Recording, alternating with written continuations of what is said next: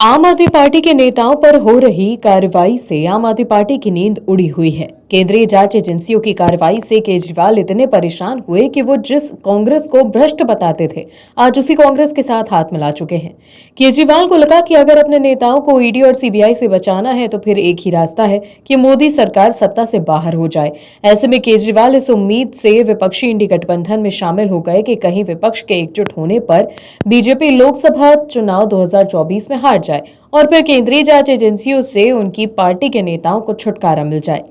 लेकिन पीएम मोदी से मुकाबला करने के लिए बने विपक्षी इंडी गठबंधन की असलियत बाहर आती जा रही है। इंडी गठबंधन में शामिल दल ही एक दूसरे को निपटाने में लगे हुए हैं। ऐसा लग रहा है जैसे लोकसभा चुनाव से पहले ही ये गठबंधन टूटकर बिखर सकता है। केजरीवाल चाहते तो हैं कि वो विपक्ष के साथ मिलकर बीजेपी का मुकाबला करें, लेकिन फिर उनकी पार्टी के लिए स्वार्थ भी आगे आ जाता है और वो कांग्रेस को ही झटका देने लगते हैं। वहीं कांग्रेस भी मौका मिलते ही आम आदमी पार्टी पर पलटवार करने में चूकती नहीं है।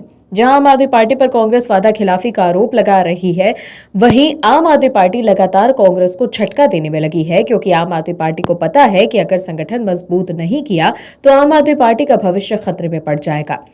तो वहीं बात इस पर भी हो रही है कि एक तरफ तो केजरीवाल दिल्ली में भाषणबाजी करते हुए कहते हैं कि पीएम मोदी और एनडीए का एकमात्र विकल्प है इंडी गठबंधन, लेकिन दूसरी तरफ आम आदमी पार्टी की पार्टी अपनी ही अलायंस के घटक दलों में सेंधमारी करने में लगी है। यानी एक तरफ ना ना तो दूसरी तरफ हाँ हाँ। जनता परेशान है और आम आदमी पार्टी राजनीति करने में मशगूल है। क्या है खबर, विस्तार से बताते हैं।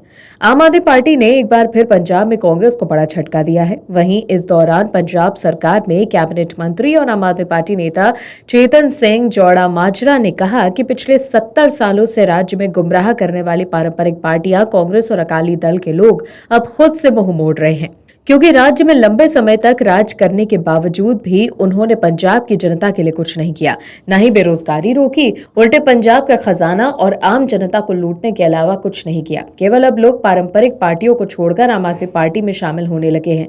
कैबिनेट मंत्री चेतन सिंह जौड़ा माजरा ने गांव मायल कला के कांग्रेस और अकाली दल के 48 कार्यकर्ताओं और नेताओं को आम आदमी पार्टी में शामिल कराते समय पत्रकारों से बातचीत करते हुए ये खुलासा किया। जौड़ा माजरा ने भी भाग लेने वाले नेताओं को सम्मानित किया और पार्टी में उचित सम्मान देने का वादा किया। उन्होंने कहा कि आम आदमी पार्टी आम लोगों की पार्टी है, जिसमें कोई भी व्यक्ति शामिल होकर पंजाब की भलाई के लिए काम कर सकता है। पंजाब के मुख्यमंत्री भगवंत सिंह मान के नेतृत्व में राज्य में विकास कार्य को गति दी जा रही है। वहीं शिक्षित युवाओं को विभिन्न विभागों में योग्यता के आधार पर नौकरियां भी प्रदान की जा रही हैं। मान सरकार ने पहले भी कांग्रेस को झटका देते हुए उनके कद्दावर विधायक को जेल पहुंचा दिया था। कांग्रेस की राजनीतिक मजबूरी ऐसी कि पीएम मोदी की डर की वजह से वो विपक्षी एकता का साथ छोड़ नहीं पा रही है, जिसने कांग्रेस की ही राजनीतिक जमीन पर अपनी सत्ता की फसल उगाई है। लेकिन पंजाब में आम आदमी पार्टी कांग्रेस को निपटाने में लगी है। आम आदमी पार्टी के नेताओं की यह पुरानी आदत है कि वो अपनी नाकामी का ठीकरा दूसरों पर फोड़कर बचने की कोशिश करते हैं और जनता को दिखाने की कोशिश करते हैं कि हम आपके लिए बहुत काम कर रहे हैं, लेकिन हमारे हाथ बंधे हुए हैं। सत्ता में आने से पहले केजरीवाल उस वक्त के सीएम शीला दीक्षित को ये कहकर निशाना साधते थे कि आप दिल्ली के मुख्यमंत्री हैं और आप कोई बहाना नहीं बना सकते हैं। आप सीएम होकर इतने मजबूर नहीं हो सकते हैं। अगर आप दिल्ली को नहीं संभाल सकते तो आप सीएम पद छोड़ दें। लेकिन अब खुद केजरीवाल और उनकी पार्टी के नेता वही सब कर रहे हैं। दिल्ली की जनता के साथ किया हुआ वादा केजरीवाल ने आज तक पूरा नहीं किया, तो बचने के लिए अब ब्लेम गेम खेल रहे हैं। दिल्ली में फिर से सरकार और अफसरों के बीच तकरार छिड़ गई है। आपका आरोप फिर से दिल्ली के अफसरों पर है कि वो ठीक से काम नहीं कर रहे हैं। शायद केजरीवाल की सरकार भूमिका बना रही है अपनी नाकामी छुपाने के लिए। जो केजरीवाल ये कहते थे कि हम सत्ता में आते ही दिल्ली को प्रदूषण मुक्त कर देंगे, आज तक वो दिल्ली के दमघोटू हवा से निजात नहीं दिला पाए हैं। सर्द होते मौसम के बीच दिल्ली की जनता जहरीली हवा में सांस लेने को मजबूर है, लेकिन केजरीवाल सरकार का वही ड्रामा चालू हो गया है कि जी अधिकारी काम नहीं करने दे रहे हैं। यानी कि कामचोरी की बेइंतहा कर दी है आपके नेताओं ने। दरअसल दिल्ली में एयर क्वालिटी इंडेक्स 300 के पार है। एक तरफ जहां हवा जहरीली हो जाने से लोग टेंशन में है, तो दूसरी तरफ एक बार फिर दिल्ली सरकार और अफसरशाही के बीच रार छिड़ गई है। दिल्ली के पर्यावरण मंत्री गोपाल राय ने मुख्यमंत्री अरविंद केजरीवाल से अफसरों की शिकायत करते हुए कहा कि वो जरूरी बैठक में नहीं आए। मंत्री गोपाल राय ने यह भी कहा कि कोई भी बड़ा फैसला करना और उन्हें लागू करना मुश्किल हो गया है।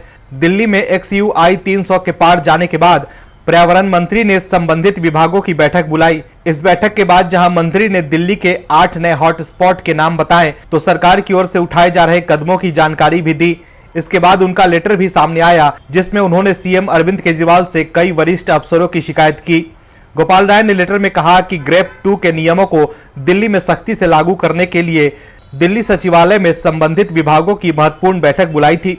ग्रेप 2 के नियमों को प्रभावी तरीके से लागू करने में पर्यावरण विभाग, डीपीसीसी, राजस्व विभाग और ट्रांसपोर्ट विभाग के अधिकारियों की महत्वपूर्ण भूमिका है। लेकिन हमें अफसोस के साथ आपको सूचित करना पड़ रहा है कि आज इस महत्वपूर्ण बैठक में पर्यावरण विभाग के प्रमुख सचिव एके सिंह, डीपीसीसी चेयरमैन और राजस्व विभाग के प्रमुख सचिव अश्विनी कुमार और परिवहन विभाग के आयुक्त और प्रमुख सचिव आशीष कुंद्रा अनुपस्थित रहे। बता दें कि 3 सदस्यीय एनसीसीएएस के अध्यक्ष दिल्ली के मुख्यमंत्री हैं, जबकि चीफ सेक्रेटरी नरेश कुमार सदस्य हैं। केंद्र सरकार ने दिल्ली के सेवा मामलों से जुड़े फैसले के लिए इसका गठन किया है। माना जा रहा है कि अरविंद केजरीवाल इन अफसरों को हटाने का प्रस्ताव अगली बैठक में ला सकते हैं। ये विवाद ऐसे समय में आया है जब दिल्ली सरकार और अफसरशाही के बीच कई मुद्दों पर पहले से टकराव कायम है। लोकसभा चुनाव 2024 की वैतरणी में उतरने से पहले सभी दल अपने सियासी जमाघाट में लग गए हैं। सभी राजनीतिक दल लोकतंत्र के मंदिर में पहुंचना चाहते हैं। सत्ता पक्ष और विपक्ष जनता के बीच अलग अलग मुद्दे लेकर आ रहा है। जहां एक ओर केंद्र में मोदी सरकार चुनाव को विकास के इर्द गिर्द समेटना चाहती है, तो वहीं विपक्ष समाज के बीच जातिगत भेदभाव को पैदा करके सत्य हथियाना चाहता है। तभी तो एकाएक विपक्ष और खास तौर पर कांग्रेस के राहुल गांधी ने जातिगत जनगणना जैसी समाज को तोड़ने वाले सर्वेक्षण की मांग की है। लेकिन राहुल गांधी के सामने परेशानी यह है कि वो पीएम मोदी से तो कह रहे हैं कि जातिगत जनगणना कराएं, लेकिन असल पेंच तो उनके इंडी गठबंधन में ही फंस गया है। राहुल की मांग से ऐसा लग रहा है कि इस जातिगत जनगणना जैसे भेदभावी पहाड़ के बोझ तले कहीं पूरा का पूरा इंडी गठबंधन ही ना बिखर जाए।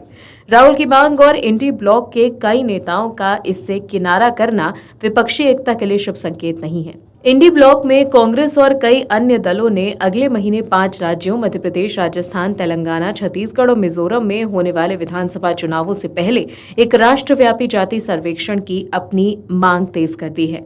वो कह रहे हैं कि पूरे देश में जातीय आधार पर सर्वेक्षण अंततः आरक्षण की 50% सीमा को चुनौती देने का रास्ता मजबूत करेगा। राहुल गांधी ने तो नया नारा दे दिया, जितनी आबादी उतना हक।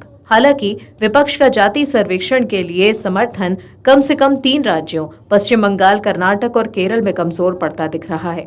कर्नाटक के सीएम सिद्धारमैया ने खुद 2015 में अपने पिछले कार्यकाल के दौरान कर्नाटक में जाति समूहों की सामाजिक आर्थिक स्थिति का अध्ययन करने के लिए एक सर्वेक्षण कराया था।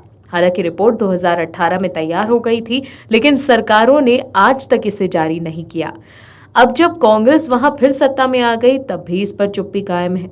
कई राजनीतिक पर्यवेक्षकों का कहना है कि सरकार राजनीतिक रूप से प्रभावशाली वोकलागिकता और लिंगायत समूहों को नाराज करने की आशंका से कास्ट सर्वे की रिजल्ट जारी करने से डर रही है। वहीं पश्चिम बंगाल की सीएम ममता बनर्जी ने सितंबर में इंडी ब्लॉक के प्रस्ताव में जाति सर्वेक्षण को नीतिगत उद्देश्य के रूप में शामिल करने का विरोध किया। टीएमसी के नेताओं का कहना है कि पश्चिम बंगाल की राजनीति हिंदी हार्टलैंड की तरह जाति आधारित नहीं है और जाति सर्वेक्षण राज्य में बीजेपी को लाभ दे सकता है। कर्नाटक और बंगाल के अलावा केरल में सीएम पिनराई विजयन के नेतृत्व वाली वामपंथी सरकार पहले से ही ब्राह्मणों और नायरों जैसी कथित उच्च जातियों को किनारे किए हुए है।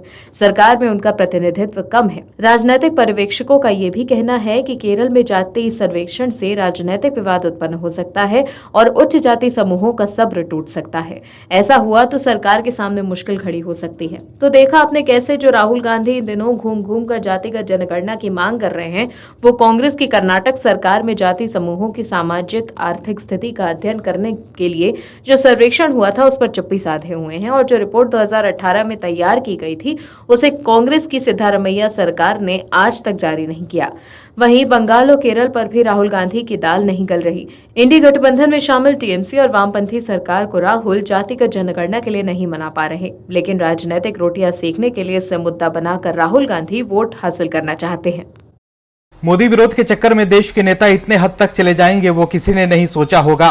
पीएम मोदी की बेदाग छवि की वजह से विपक्ष को पीएम मोदी को घेरने का कोई मौका नहीं मिल रहा है, जिससे विपक्ष बौखलाया हुआ है और बौखलाहट में विपक्ष के नेता इस हद तक चले जाते हैं कि मोदी विरोध के चक्कर में देश के साथ ही खिलवाड़ करने लगते हैं। वहीं अब पैसे लेकर भी विपक्ष के नेता लोकतंत्र के मंदिर को अपमानित कर रहे हैं। विपक्ष के नेता इस कदर लोभी हो चुके हैं कि वो देश के लोकतंत्र के सबसे बड़े मंदिर को भी मैला करने से बाज नहीं आ रहे हैं। विपक्ष के नेता जो पैसे को लेकर इतना अधिक लालची हो चुके हैं कि बस उन्हें भ्रष्टाचार के पैसे से शौक पूरे करने हैं, फिर उसकी ताक पर संसद की पवित्रता और संविधान की निष्ठा ही क्यों न हो। ऐसा ही कुछ आरोप टीएमसी की सांसद महुआ मोइत्रा पर लगा है कि चंद सुख सुविधाओं के लिए वो संसद की मर्यादा को तार तार कर गई। हालांकि इस मामले में महुआ की मुसीबत बढ़ती जा रही है, क्योंकि अब जो खुलासा हुआ है वो काफी हैरान करने वाला है। महुआ मोइत्रा ने सोचा नहीं होगा कि ये बात भी बाहर आ जाएगी। दरअसल टीएमसी सांसद महुआ मोइत्रा की पैसे लेकर संसद में सवाल पूछने के मामले में मुश्किलें कम नहीं हो रही है।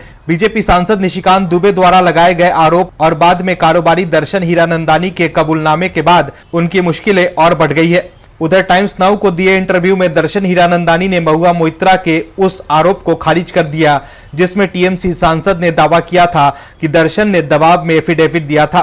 उन्होंने कहा कि मैंने किसी दबाव में हलफनामा नहीं दिया, बल्कि मेरे निर्देश पर मेरे वकील ने यह हलफनामा ड्राफ्ट किया है। मैंने ये हलफनामा सीबीआई को भेज दिया है। हलफनामा देने के कुछ दिन बाद दर्शन हीरानंदानी ने एक इंटरव्यू में एक के बाद एक कई खुलासे किए और महुआ मोइत्रा को एक्सपोज कर दिया। उन्होंने कहा कि मैंने हलफनामे में जो कह चुका अभी वही कहूंगा, जांच के समय जो पूछा जाएगा। बता दूं, मैंने किसी दबाव में हलफनामा नहीं दिया है। मेरे निर्देश पर मेरे वकील ने ये हलफनामा ड्राफ्ट किया और मैंने ये सीबीआई को भी भेजा है। मुझसे गलती हुई, बाकी जो कहना था हलफनामे में कह दिया है। जब ये मामला एथिक्स कमेटी में गया तो मेरी जिम्मेदारी थी कि मैं मेरा व्यक्तिगत पक्ष रखूं। पीएम मोदी को टारगेट करने के लिए अदानी के खिलाफ सवाल पूछे गए। बता दें कि अपने हलफनामे में दर्शन हीरानंदानी ने कबूल किया था कि इस काम में कुछ और लोगों ने मदद की थी। सुचेता दलाल, शार्दुल शराफ और पल्लवी शराफ भी मदद कर रहे थे। शशि थरूर और पिनाकी मिश्रा ने भी मदद की। वहीं महुआ ने इस काम में विदेशी पत्रकारों का साथ लिया। कई भारतीय मीडिया हाउस से भी महुआ संपर्क में थी। तो देखा आपने कैसे खुलासे के बाद महुआ मोइत्रा घिर गई हैं। अब देखना है कि क्या टीएमसी भी महुआ का साथ देगी या किनारा कर लेगी इस पूरे मामले को लेकर। Bureau report, OMH news. और भी वीडियोस देखने के लिए चैनल को सब्सक्राइब करें और बेल आइकन को दबाएं।